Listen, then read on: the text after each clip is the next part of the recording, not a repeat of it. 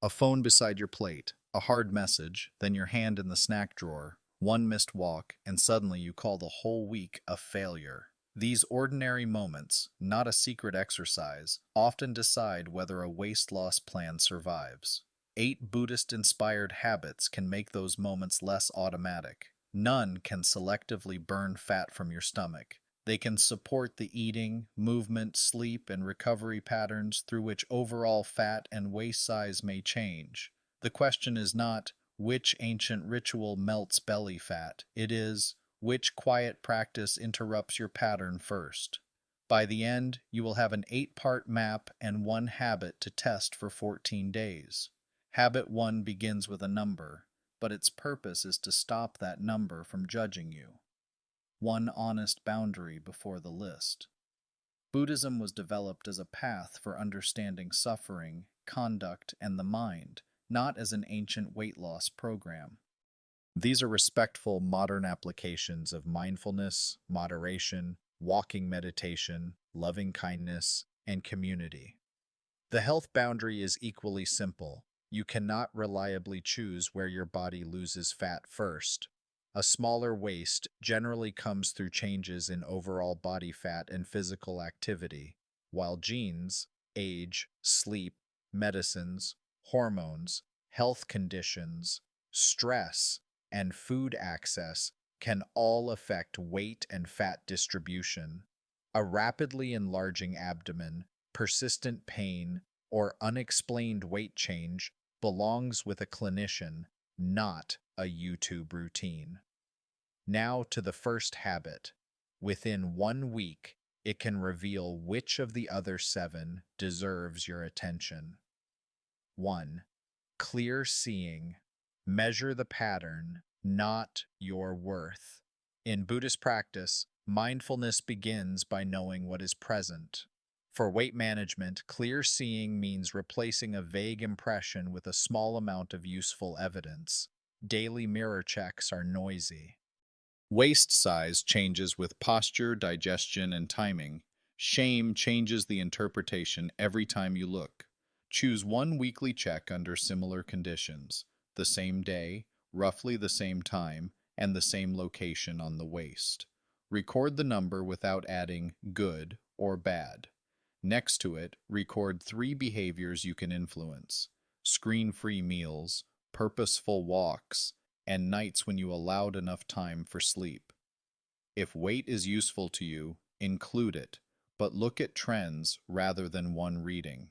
A Sunday note might say, waist unchanged, 4 walks, 2 screen-free meals, 5 short nights. That page is not accusing you, it is pointing towards sleep and consistency. If body measurements fuel anxiety, compulsive restriction, or an eating disorder history, skip them and track behaviors with appropriate professional support. Clear seeing is the diagnostic habit. If your log shows that extra food usually arrives after a satisfying first plate, habit 2 addresses that exact leak. 2. Wise moderation. Decide what enough looks like. An early Buddhist teaching on moderation describes food as support for the body and for practice. Applied today, that does not mean copying a monastic schedule, fasting, or obeying a religious diet. It means deciding what a meal is for before packaging, speed, and habit decide for you. Build a satisfying first portion from foods you enjoy: vegetables or fruit, a source of protein, a filling carbohydrate, plus enough fat and flavor to make the meal livable. Put the serving dishes away from arm's reach. Halfway through the meal, take 3 normal breaths and ask, am I still physically hungry, or am I extending the experience? If you remain hungry, eat more. Moderation includes responding to real hunger. At dinner, that could be 1 bowl of rice, vegetables, and tofu or chicken, with the pan left in the kitchen. After several minutes, you may choose seconds. The win is not refusing food. The win is turning an automatic refill into a conscious decision. Portion structure changes the energy coming in. The next habit changes the energy going out. and gives the list its first physical reset. 3. Walking meditation. Make movement easy to return to. Walking meditation, or kankama in the Pali tradition, is an established Buddhist practice. An early discourse names practical benefits of walking meditation, but a sacred practice should not be sold as a miracle workout. Its modern value here is accessibility. A walk can train attention while adding real physical activity. Choose a safe, repeatable route. Walk for 20 minutes at a pace that raises your breathing while still allowing conversation, unless a health professional has advised something different. Let attention move among the contact of your feet, the swing of your arms, your breath, and the space ahead. When your mind wanders, return to the next step rather than criticizing the previous one. 5 20-minute walks make 100 minutes of weekly activity. Build gradually toward the common adult baseline of at least 150 minutes of moderate aerobic activity each week, plus muscle strengthening work on 2 days. Some movement is still better than none. For example, turn part of lunch break into a 2-block loop. Walk briskly for the first 10 minutes. Return a little more slowly while noticing your steps and surroundings. Bad weather can move the route to a corridor or covered public space. The habit survives because the setting is replaceable. Walking makes movement repeatable, yet food can remain automatic even in an active day. Habit 4 brings the same attention from the path to the plate. 4. Mindful eating. Give one meal your full attention. Mindful eating is not a chewing contest. It is a way to notice hunger, taste, satisfaction, and the moment eating turns automatic. Research is more consistent for improving some eating behaviors than for producing weight loss itself, so use this habit for the job it can honestly do. Choose one meal a day and remove the phone, television, and laptop. Before the first bite, rate hunger from 0 to 10. For the first 3 bites, notice smell, temperature, texture, and taste. Put the utensil down once or twice.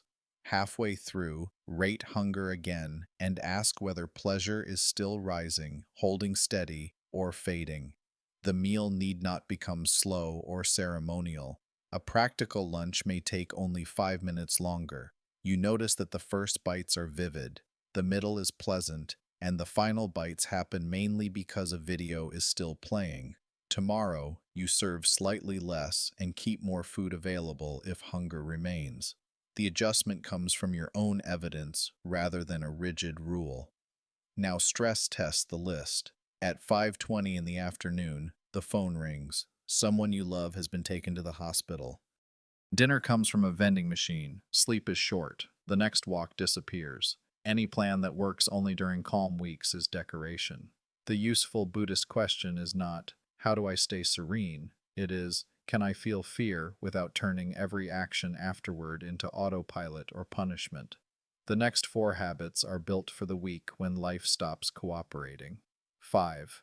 Observe the craving. Let the wave declare itself. Buddhist mindfulness includes observing pleasant and unpleasant feeling without immediately clinging to it or pushing it away. A craving pause borrows that skill. It does not forbid eating. It gives desire enough time to become specific. When an urge appears outside a planned meal, name the likely trigger. Stress after an email, boredom at the desk, or physical hunger. Locate the sensation. Is there stomach hollowness, tension, restlessness, saliva, or mainly a mental picture of food? Take 10 unforced breaths, then wait 10 minutes while doing something neutral, such as making tea or walking to another room. Afterward, decide deliberately. Eat, choose a planned snack, or let the urge pass. Suppose an upsetting message sends you toward a chocolate bar. During the pause, you notice tight shoulders and a racing argument in your head, but no stomach hunger. You still choose 2 squares and eat them seated, without scrolling. Success means recovering choice, not achieving perfect refusal. If food is part of your treatment for low blood sugar or another medical condition, follow your care plan immediately. A pause is useful only when delay is safe, and when cravings intensify because the night keeps shrinking, attention alone is being asked to do too much. 6. The evening bell. Protect sleep before willpower is needed. Traditional Buddhist settings use bells to mark transitions. Use a simple alarm as an evening bell, a cue that the active day is ending and the sleep window is being protected. This is environmental design, not metabolic magic. Many adults need around 7 to 9 hours of sleep, with needs varying by age and person. Choose a realistic bedtime and set the bell 45 minutes earlier. When it sounds, dim the room, place the phone beyond reach, and take 10 gentle breaths. Then repeat a short closing sequence. Wash, prepare tomorrow's clothes, read something quiet, and go to bed. If a planned cutoff for food conflicts with diabetes care, pregnancy, medication, shift work, or another medical need, adapt it with a clinician rather than forcing the ritual. Imagine someone who scrolls until midnight and begins searching for sweets at 11:30. The first experiment is modest. The phone charges across the room at 10:45, the lights dim, and bedtime moves 15 minutes earlier. That small cue is the entire first week. Perfection can wait. This routine does not treat chronic insomnia or sleep apnea. Loud, frequent snoring, breathing pauses, gasping, or severe daytime sleepiness warrant medical evaluation. Even with a good routine, some nights will fail. The next habit decides whether one failure becomes a week of punishment. 7. Loving kindness. Make the next choice easier after a lapse. Metta, usually translated as loving kindness, trains goodwill toward oneself and others. In weight management, its honest role is recovery. Self-compassion interventions can reduce self-judgment, but they do not reliably add weight loss by themselves. Kindness earns its place because contempt can delay the next useful action. After overeating or missing several walks, do not compensate with starvation or a punishing workout. Sit for 1 minute and say 3 sentences. This was a difficult moment. Lapses are part of changing a habit. My next helpful action is... Then name something immediate and ordinary. Prepare the next balanced meal, take the planned walk, or protect tonight's bedtime. Imagine a large celebration meal on Saturday. The old response is guilt, skipped breakfast, intense hunger, and another overeating episode. The meta response is to enjoy the event, notice discomfort without insult, and return to the usual breakfast on Sunday. Responsibility stays, contempt leaves. This is the answer to the opening image of one missed walk becoming a failed week. The lapse is an event. The punishment is the multiplying force. Yet a promise made only in private is easy to renegotiate, which brings us to the 8th habit. 8. Sangha. Put one weekly promise in the open. Sangha traditionally refers to a Buddhist community of practice. The modern application here should remain modest, one person or a small group that supports behavior without policing bodies. Social support programs may help some people, but results vary. The mechanism is not mystical. A specific promise becomes visible to someone else. Create a 10-minute weekly check-in around 3 questions. Which promised action happened? What obstacle appeared? What is the smallest specific promise for next week? Discuss behaviors, not moral worth. A useful partner asks, "When will you walk?" rather than, "Why is your waist unchanged?"